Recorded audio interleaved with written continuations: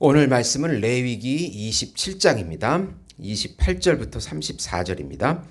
어떤 사람이 자기 소유 중에서 오직 여호와께 온전히 바친 모든 것은 사람이든지 가축이든지 기업에 바치든지 팔지도 못하고 무르지도 못하나니 바친 것은 다 여호와께 지극히 거룩함이며 온전히 바쳐진 그 사람은 다시 무르지 못하나니 반드시 죽일지니라. 그리고 그 땅의 10분의 1 곧 그 땅의 곡식이나 나무의 열매는 그 10분의 1은 여호와의 것이니 여호와의 성물이라. 또 만일 어떤 사람이 그의 11조를 물으려며 그것에 5분의 1을 더할 것이요 모든 소나 양의 11조는 목자의 지팡이 아래로 통과하는 것의 10번째 것마다 여호와의 성물이 되리라. 그 우열을 가리거나 바꾸거나 하지 말라. 바꾸면 둘 다 거룩하니 무르지 못하느니라. 이것은 여호와께서 시내산에서 이스라엘 자손을 위하여 모세에게 명령하신 계명이니라. 아멘. 서원예물과 11조라는 제목으로 은혜를 나누고자 합니다. 사랑하는 성도 여러분, 오늘 드디어 레위기 마지막 장 27장까지 왔습니다. 오늘 말씀은 레위기의 부록 같은 말씀입니다. 마지막 절 34절에 모든 이 레위기 전체 계명에 대해서 이것은 여호와께서 시내산에서 이스라엘 자손을 위하여 모세에게 명령하신 계명이라고 말씀하십니다. 하나님 백성들이 지켜야 할 계명이 바로 레위기고 이것은 이스라엘 자손, 하나님의 백성들을 위해서 주어진 것입니다. 하나님의 법이고 하나님의 의이고 하나님의 거룩이고 하나님의 사랑입니다. 하나님께서 자녀들에게 명령하신 그 계명은 우리의 힘과 지혜와 능력으로 성취하라고 한 것이 아니고 하나님께서 성취시켜 주신다는 약속이 포함되어 있는 계명입니다. 하나님께서 계명을 주시고 또 우리의 믿음을 통해서 하나님께서 은혜로 그 계명을 성취하게 해 주시는 것입니다. 그런 관점으로 레위기를 보면 레위기의 모든 법과 계명이 은혜라는 사실을 깨닫게 됩니다. 하나님의 계명이 은혜요. 그 법의 성취도 은혜요. 우리에게는 모든 것이 은혜가 되는 것입니다. 예수님의 새 언약의 백성된 자녀들은 서원과 11조를 믿음과 감사로 드리자. 우선 함부로 서원하지 말고 서원한 것은 반드시 하나님 앞에 지켜라. 오늘 말씀은 레위기 전체 부록입니다. 구약에서 하나님 앞에 서원, 네테르, 이거는 맹세, 다짐이라는 뜻입니다. 서원은 사람이나 가축과 가옥과 토지입니다. 사람은 노동력에 근거하여 속전할 수 있습니다. 그러나 너무 가난해서 속전을 못하면 제사장 앞에 가서 값을 결정할 수 있습니다. 생축은 그 자체로 하되 특별한 경우에 동물값의 5분의 1을 더하여 속전할 수 있습니다. 동물이 부정하면 속전할 수 있습니다. 가옥은 일정한 용도와 일정한 기간을 드립니다. 그러나 그 전에 반환하고자 하면 값의 5분의 1을 더하여 속전합니다. 토지는 희년을 기준으로 하여 속전합니다. 희년 전에 반환받고 싶으면 희년까지의 토지 소산물의 양과 그 값의 5분의 1을 더하여 속전합니다. 그러나 주인이 반환하기 싫거나 타인에게 미리 팔아버렸다면 희년에는 제사장의 소유가 되어집니다. 서원은 하나님 앞에 한 것이기에 신중하게 결정해야 하고 자기 욕심을 따라 결정해서는 안 됩니다.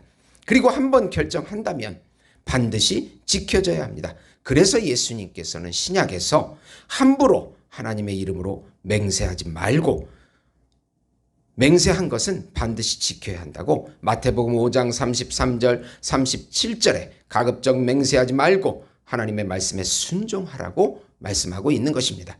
저도 초등학교 때 목사님이 되고 싶다는 말을 했는데 그 말을 하나님께서 받으셨다는 말을 듣고 일평생 목회할 수 있는 하나님의 은혜를 받게 되었습니다.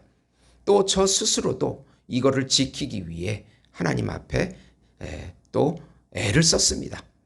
그 모든 것이 하나님의 지나놓고 보니까 은혜인 것입니다. 하나님께서 제가 한 그 서원을 받으시고 그 서원을 지킬 수 있도록 은혜를 주신 것입니다.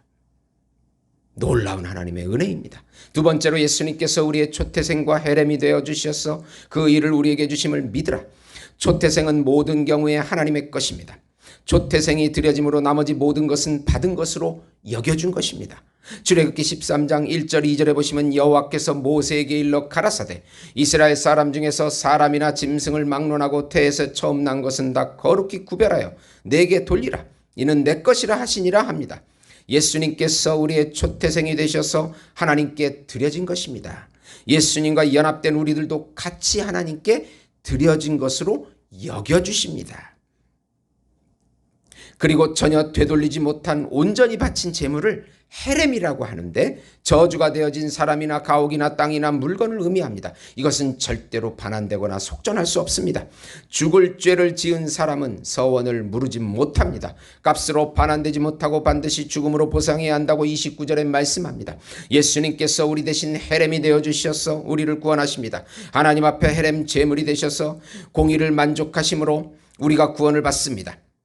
헤렘의 실체는 바로 십자가의 죽음입니다. 예수님의 대속죄, 대속죄물, 화평제물이 되셔서 우리와 하나님과 하나가 연합되게 해 주신 것입니다.